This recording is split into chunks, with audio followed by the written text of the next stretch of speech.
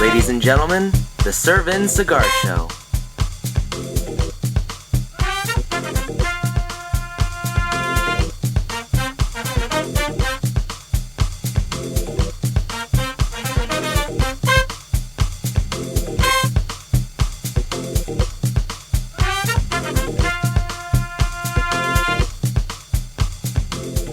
And here's your host, rVin Coiro.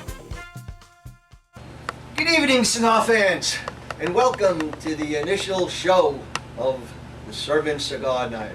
This is a special evening because we're going to be doing the introductions of not only our panelists, but we'll be talking about the remaining shows that will be coming up in the future. This show and the episodes preceding are going to be done on a basically every other week basis. And what I'd like to do first is introduce one of our panelists, Avery Gardner, and let him tell you a little bit about himself. Well, my most notable achievement in life is that I'm a lifetime member of rVin Cigar Lounge. Right behind me is a notable plaque worthy of lifetime membership. A rather large plaque, but, well, we did get a good deal on it anyway. I've been smoking cigars probably longer than I've been wearing glasses. And in addition to enjoying a good cigar, I find that a wine is very similar to cigars, very similar in its variety of taste, very similar in its etymology. So I do have a little wine cellar in the basement of my apartment building, as long as the landlord doesn't find out. And I find that if I could use a couple of technical terms, I could get people to believe I know what I'm talking about, so I'm going to give that a shot. If not, I'm going to actually have to know what I'm talking about. All right, a connoisseur. And our second panelist, John Capwell, why don't you tell us a little bit about yourself? Thank you, Vince. I was a cigar smoker for about the last 20 years and have fully enjoyed the finer nuances of cigars. I think the best thing about this show is what it has taught me so far in regards to doing blind taste testings.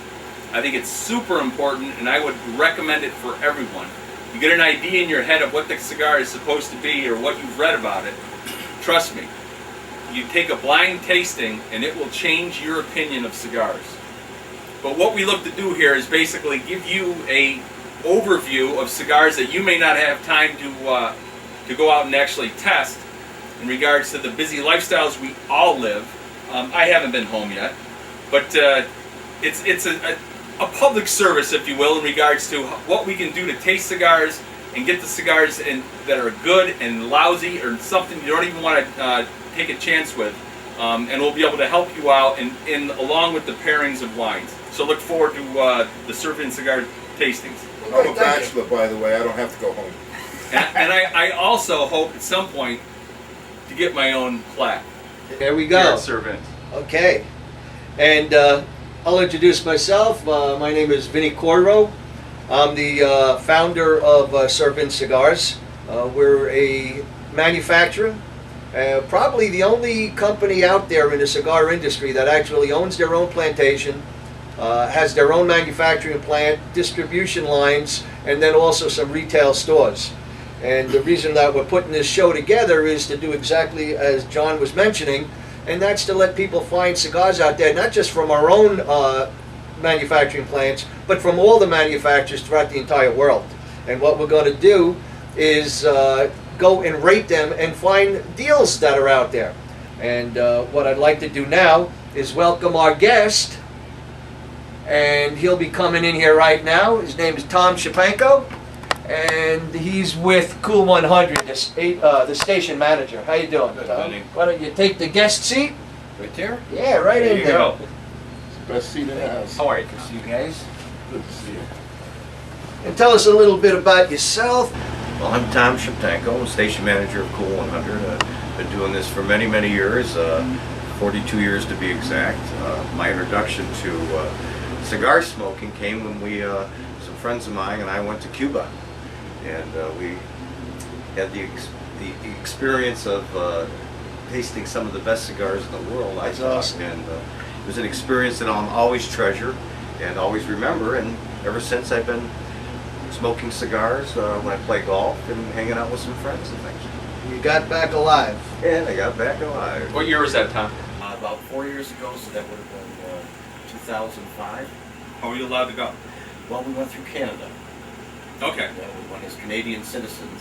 And what happened when you came back to America? Get back into America? Did they say where you been?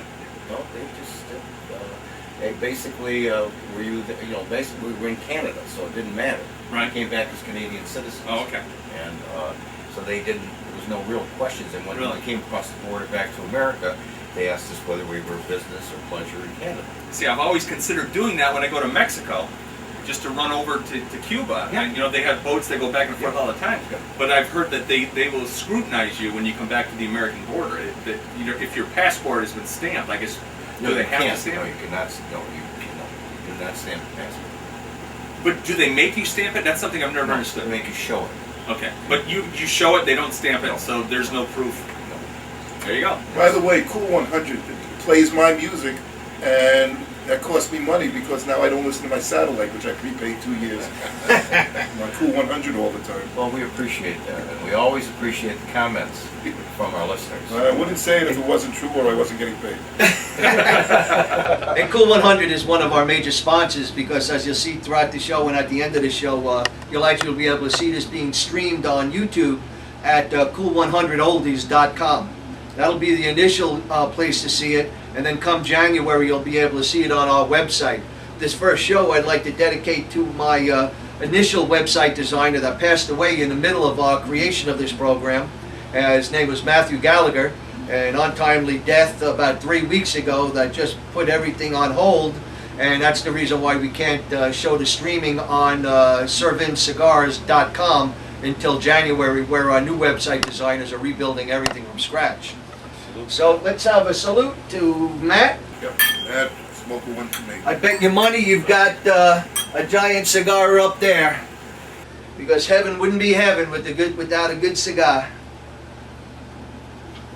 So, what I'd like to do now is go back to our format and describe a little bit about the rVin Cigar Show and what it is that we're expecting to be able to do to help everyone that's out there. What we're going to do is rate the cigars from around the world, but the key difference is that we're going to do this in everyday layman's terms. You're not going to have to be, one of the cigar aficionado geniuses that actually can tell all the different nuances of a cigar. Our bottom line is, in our introduction and what our educational process is going to be, is to show a person a good deal on a cigar that you don't have to spend $20 to get a quality, world quality type cigar. And then what we're going to do is we're going to rate various liqueurs, both scotches, single malts and regular scotches. We're going to rate wines from various vineyards. We're going to rate ports. We're going to rate aperitifs. We're going to rate cognacs and armagnacs, and anything else that we can think of. So keep in mind too, we're definitely taking donations of liquors that you would like us to describe and to sample on the show and tell you how we feel about it, and we'll be more than happy to thank you. Once again, as we said before, we want to thank for this episode Black Bear Winery with their special, it's a cider, a hard cider port that's called Black and Blue. It's made with currants and blueberries that's in a hard cider form. But we'll talk more about that in just a little bit. Our ratings are going to be designed and described to show how those particular beverages work with the cigar. So we're not interested about the liquor itself, that if you turned around and drank a scotch, that is delicious. Well, that's a nice thing. There's enough people out there that do that. What we're actually going to do is show how this particular scotch or this particular drink, and in this case this particular hard cider, works with our cigars or not works. And you'll get to hear the answers to that in just a few minutes. Also, what we'd like to do is talk a little bit about cigars in America and how the public views it, how our government administration views it, and what we as cigar smokers, cigar owners, cigar manufacturers feel. And throughout the different episodes we'll have different manufacturers coming in, and they'll be speaking and telling you their opinions on it also. First of all, what I'd like to do is I'll just read a letter that was sent to the Senate recently by myself, and what it did was describe my overall view of how I feel smoking and our rights as Americans are in this United States. And it started as good day.